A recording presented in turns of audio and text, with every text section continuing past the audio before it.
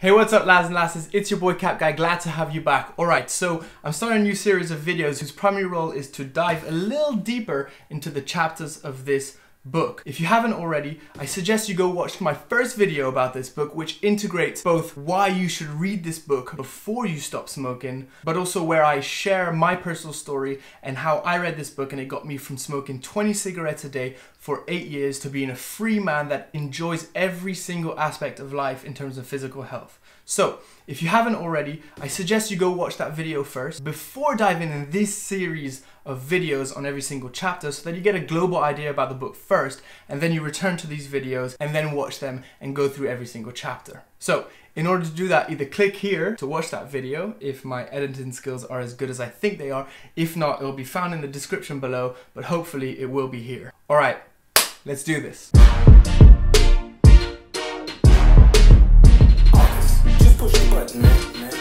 You need to understand why smokers who know they're killing themselves don't stop, because unless you do, you won't stop either. Smoking is an addiction. See, Carr says, in order to successfully quit, you need to focus on what the cigarette is truly doing for you. And once you understand that you're not making a sacrifice, you're well on your way to freedom. Because if smoking is simply just an addiction, Carr says it loses all its mystique, all its power. Because if it's an addiction, it's not something that you do for pleasure or comfort, but something that you feel compelled to do in order to feed your addiction. Okay, so the first thing you need to know is you're not addicted to the cigarettes themselves. You're addicted to the drug that is found within the cigarettes, which we call nicotine. Now, nicotine is an oily compound, it's colorless, and every single time you take a puff of that cigarette, it is absorbed by your lungs into the pulmonary venous circulation and then enters the arterial circulation and moves very quickly to the brain, where it binds and stimulates what we call nicotinic cholinergic receptors, has its effects there,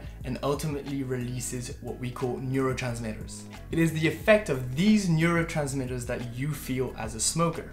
A heightened mood, such as pleasure, courage, confidence, a reduction in stress and anxiety, and positively affecting mood and arousal. And on top of that, there's also enhanced performance, where you feel that you have improved concentration, reaction time, as well as your performance in certain tasks. So all of these things, heightened mood and enhanced performance, all linked in to what we call the reward system. You see, smoking is a highly efficient form of drug administration. It enters the brain from the lungs to the brain within seconds, and it does so rapidly that you have this feeling of a rush, which indeed reinforces the drug itself. So the pharmacological basis of a nicotine itself and the nicotine addiction is thus a combination of positive reinforcements as well as an enhancement of mood and mental and physical functioning. Okay, so what happens when you're not smoking? As soon as you finish your cigarettes, as soon as you extinguish it, as soon as you're not taking puffs anymore, the levels of nicotine in your bloodstream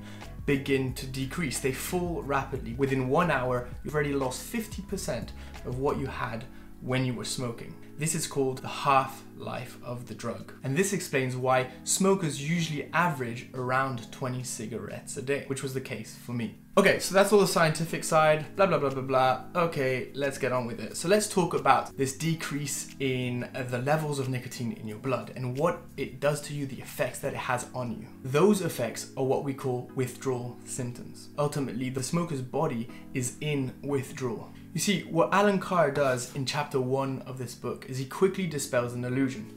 And this illusion is that smokers believe that it is those withdrawal pangs, those withdrawal symptoms that are the actual terrible trauma that they suffer from when they're either forced or decide to stop smoking. When in fact, he explains that these symptoms are mainly mental. Indeed, that they're not physical, but mental, i.e. that the smoker is feeling deprived of their pleasure or their prop. Okay. But the most important thing you need to understand if you're a smoker, or if you're a non-smoker and you know smokers, is that the enjoyment that a smoker gets from the cigarette is merely a pleasure of getting back to that state of peace, of pleasure, of confidence, of enjoyment that their body had even before they got hooked to cigarettes in the first place. Indeed, before we start smoking, our bodies are complete. You never needed nicotine in the first place. But when we started forcing that nicotine into our body, we started suffering from withdrawal, those withdrawal symptoms, those withdrawal pangs. Not physical pain, just that empty feeling, that mental state of an empty feeling. You see, Alan Carr uses this analogy that I absolutely love. The neighbor's annoying alarm. Well, I'm gonna change it up a bit, just to make it my own. It's like when a neighbor is mowing their lawn.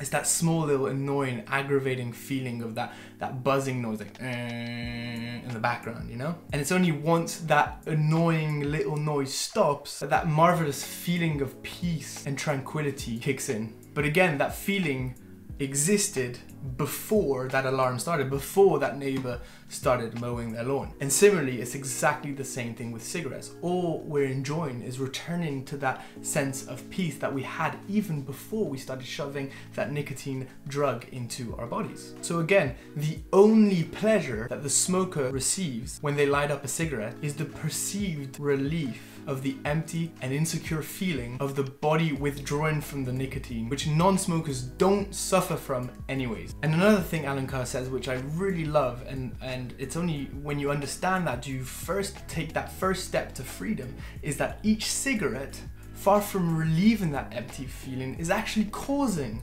that feeling. So the perception of a pleasure is all, in fact, an illusion.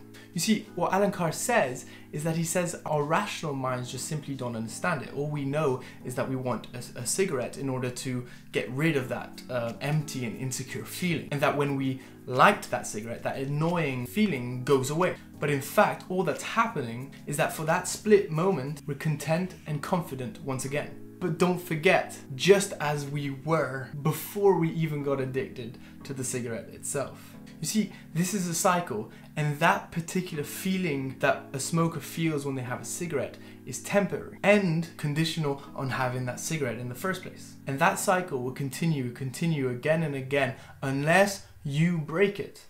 He even says that it's as if you put on really tight socks, really tight shoes, just to then take them off and feel the pleasure of taking them off. I used to, play football and I used to have really tight socks and the shin pads and the shoes, and it just felt so good to take them off. But smoking is literally that image of putting on the uncomfortably tight socks and uncomfortably small and tight shoes just to then take them off right after. That is exactly what smoking is.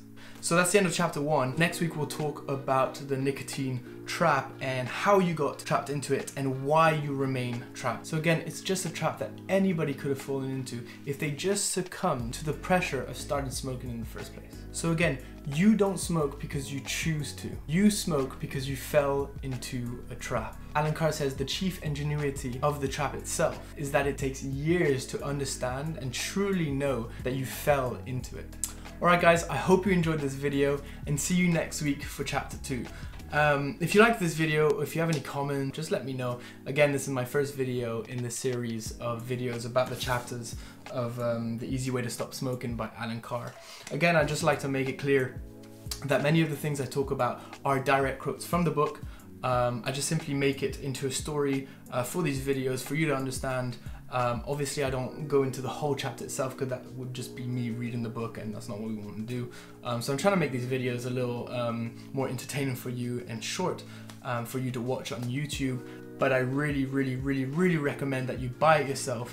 Even after this video, don't watch the rest. If it just got you to read this book, that's the point of these videos. Again, I really recommend that you watch my video, my personal story on how I read this book and went from smoking 20 cigarettes a day for 8 years to 0 a day. And I'm really enjoying life as a runner, as a swimmer, doing sports, something that I couldn't do before. So thank you very much for watching this video. I'd really appreciate it if you could subscribe. Just press that button below, and maybe like this video just so that it's recommended on people's YouTube channel feeds, or whatever you call it, the playlists, or just, yeah. So if you want to share it to anybody, I'd really appreciate that as well. And so yeah, thanks a lot. God bless you. Ciao.